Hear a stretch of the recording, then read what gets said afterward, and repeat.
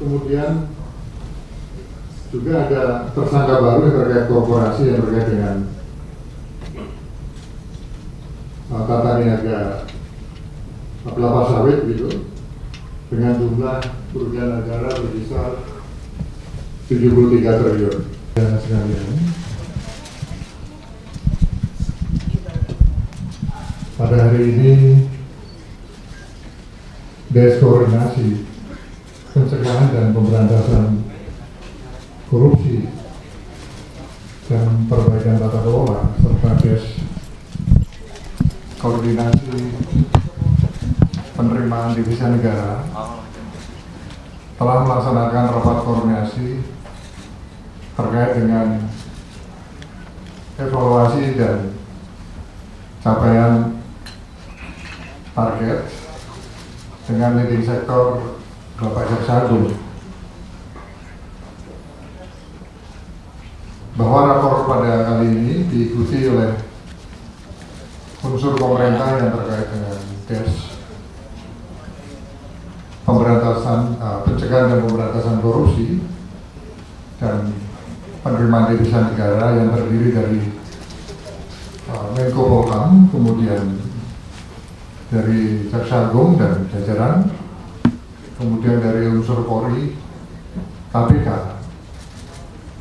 BPKP, kemudian OJK dan BPK, begitu, Kementerian SDM, Kementerian Komdigi, Kementerian Investasi dan BKPM, Kantor Staf Kepresidenan, Kantor Komunikasi Kepresidenan, dan PPATK. Dari hasil paparan capaian dan evaluasi, kita wajib memberikan apresiasi kepada Jaksa Agung dan jajaran yang telah bekerja keras untuk mewujudkan visi Astacita Butir ke-7 Bapak Presiden Prabowo Subianto, yang salah satunya adalah dalam hal pencegahan dan pemberantasan korupsi, dengan bisa membuat gebrakan sejak Des ini dibentuk pada bulan 10 Oktober dengan hasil yang sangat spektakuler yang nanti akan dipaparkan oleh Jaksa Agung. Rapat koordinasi kali ini di samping membahas capaian dari Des yang dipimpin oleh atau dengan leading sektor Jaksa Agung, sekaligus juga membahas strategi untuk memperkuat tata kelola pemerintahan, meminimalkan kebocoran anggaran begitu, dan strategi untuk meningkatkan efektivitas di dalam penegakan hukum tindak pidana korupsi. Bapak Presiden, Bapak Prabowo Subianto, secara khusus memberikan arahan kepada Des bahwa untuk memastikan bahwa seluruh proses penegakan hukum, khususnya terhadap tindak pidana korupsi, harus betul-betul dijalankan dengan tegas dan tanpa ragu-ragu. Oleh karenanya, kami yang tergabung di dalam Des tindak pidana korupsi ingin menegakkan hukum atau punya komitmen di dalam penegakan hukum dengan memberikan efek jerah, tetapi juga memberikan solusi berupa perbaikan terhadap regulasi dan pencegahan yang dapat meminimalisir peluang terjadinya korupsi, sehingga hal tersebut akan semakin dapat memperkuat kapasitas institusi pemerintah yang menjadi agent of development atau agen utama pembangunan di negara ini. Intinya bahwa semua langkah atau strategi yang dijalankan ini harus berjalan dengan seimbang antara upaya pencegahan penindakan dan perbaikan regulasi dan tata kelola. Dari hasil rapat koordinasi hari ini menyepakati beberapa langkah yang harus dioptimalkan untuk ke depan, yang meliputi yang pertama, DES akan terus mendorong penggunaan teknologi digital seperti e-katalog, kemudian e-government di seluruh kementerian lembaga dan pemerintah daerah untuk mengurangi risiko-risiko atau peluang-peluang terjadinya korupsi. Yang kedua, fokus utama di dalam penanganan tindak pidana korupsi maupun pengembalian devisa negara adalah pada pemulihan aset hasil korupsi, khususnya berada di luar negeri, agar dana tersebut bisa kembali ke negara kita dan sepenuhnya digunakan untuk pembangunan nasional untuk kesejahteraan masyarakat. Oleh karenanya, DES akan terus memperkuat kerjasama internasional untuk langkah-langkah di dalam pengembalian aset-aset koruptor yang ada di luar negeri. Pada kesempatan ini juga kami dari DES juga mohon dukungan gitu, dari media dan seluruh masyarakat untuk terus kita bersama mendukung upaya langkah-langkah yang dilakukan oleh pemerintah di dalam pemberantasan korupsi, termasuk di dalam menciptakan tata kelola pemerintahan yang semakin bersih, semakin transparan, sebagaimana visi Bapak Presiden Bapak Prabowo Subianto. Dari hasil rapor bisa nanti akan dijelaskan secara detail oleh Bapak Jaksa Agung. Dalam kurun waktu setelah dibentuknya DES sejak bulan 10 hingga saat ini lebih kurang 3 bulan, DES telah berhasil menyelamatkan kerugian negara lebih kurang 6,7 triliun. Sebenarnya tadi ditampilkan di sini barang bukti uangnya itu, tapi karena ruang ini setelah diukur tidak cukup.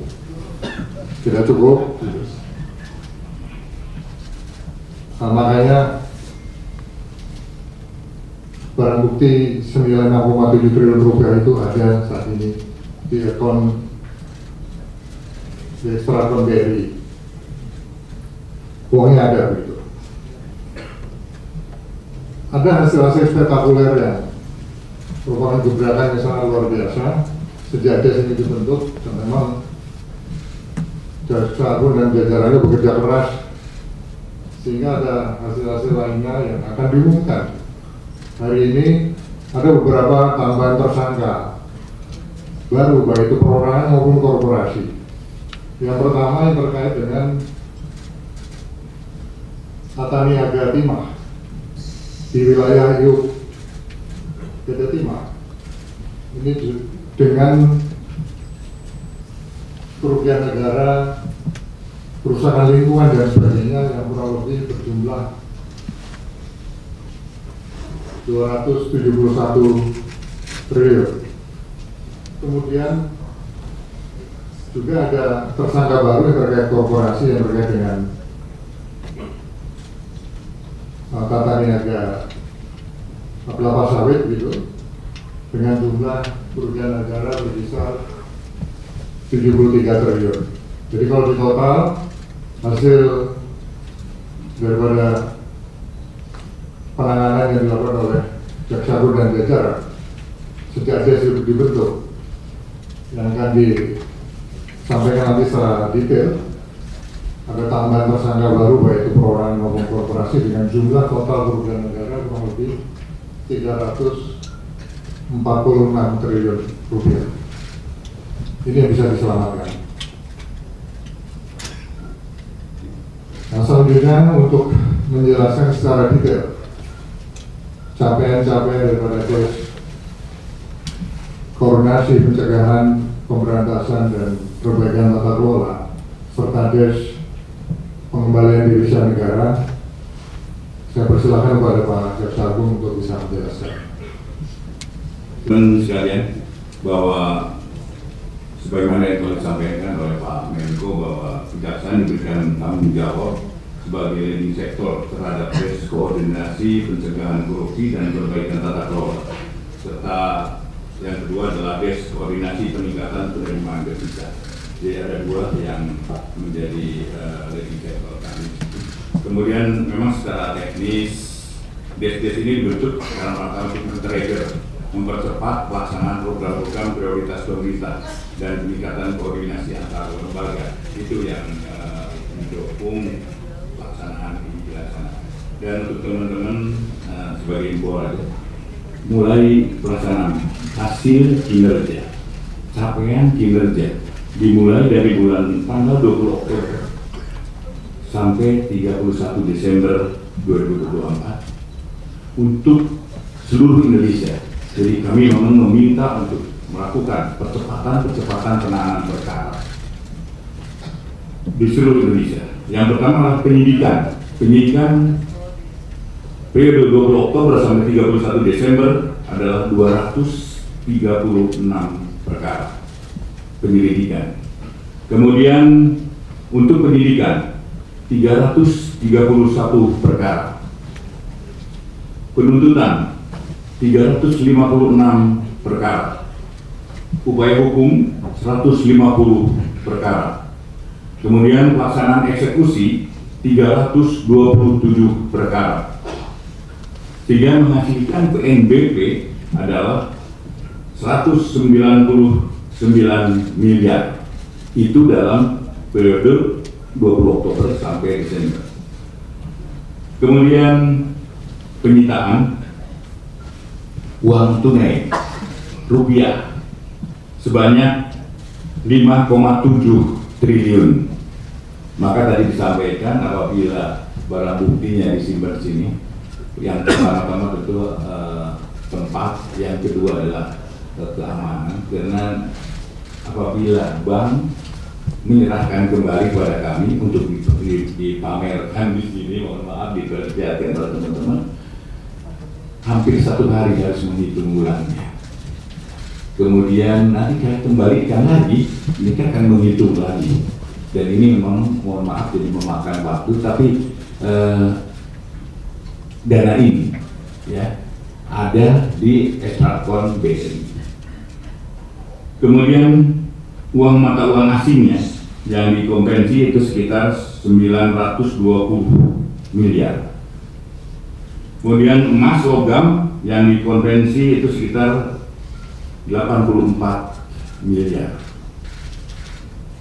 Sehingga total yang tadi juga sudah disampaikan oleh Pak Menko adalah sebanyak 6 triliun 722.786.438.726 rupiah.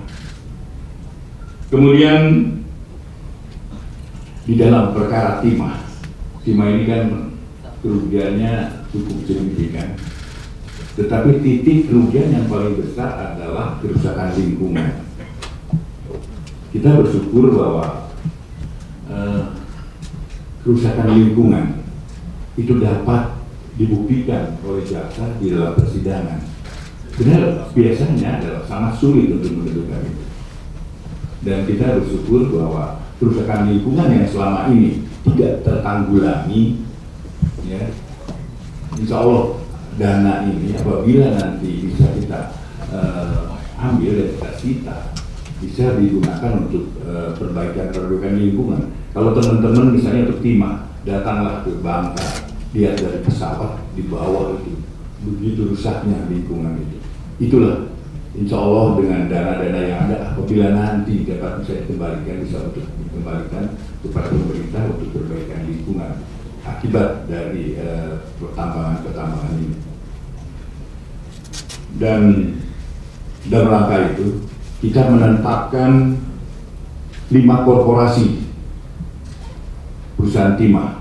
Ada 5 korporasi yang akan kami jadikan dan hari ini akan diumumkan, ya, perkaranya hari ini diumumkan bahwa perkara ini dalam tahap penyidikan maksudnya, dan tahap penyidikan. Nanti Jampitsus yang akan menyampaikan, yaitu yang pertama adalah PT RBT, yang kedua adalah PT SB, yang ketiga PT SIP, yang keempat PT TIN, dan yang kelima PT PIP. Tentang kerugiannya nanti mungkin akan diperjelas oleh Pak Jampitsus.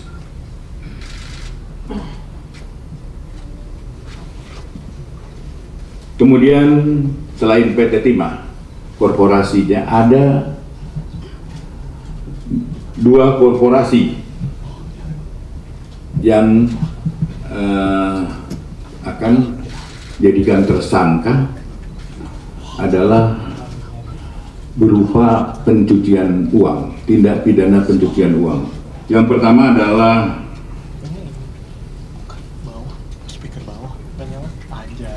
PT AL atau PT Alpaledo. Yang kedua PT MRM atau Motorado Mas. Tapi sebagai ansar-ansar, saya juga ingin sampaikan kerugiannya berapa sih? Kerugian untuk kerusakan lingkungan untuk PT Timah, PT RBT itu 38,5 T. Kemudian PT SB sekitar 23,6 T. PT SIP 24,3 T. PT TIN 23,6 T. PT PIP adalah 42 T. Kemudian untuk Duta Palma adalah pencucian uang. Ada 2 PT ini. Kita memang perhitungan pastinya nanti sedang dilaksanakan oleh Pak Ateh BPKP. Itu answer-answernya adalah 73 T. Itu yang pencucian uang dari Duta Palma. Kemudian untuk DES,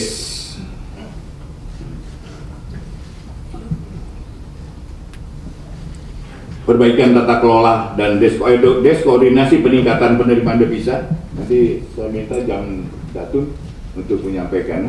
Tetapi untuk sebelum melangkah ke DES yang kedua adalah saya minta Saudara Jampitsus untuk mengumumkan bahwa hari ini ada 7 korporasi yang dijadikan tersangka dan 1 tersangka adalah perorangan. Yang perorangan ini perlu teman-teman tahu, namanya CD, Direktur Utama Aset Pasifik. Siapa dan mengapanya nanti Pak Jampitsus menyampaikan. Silakan.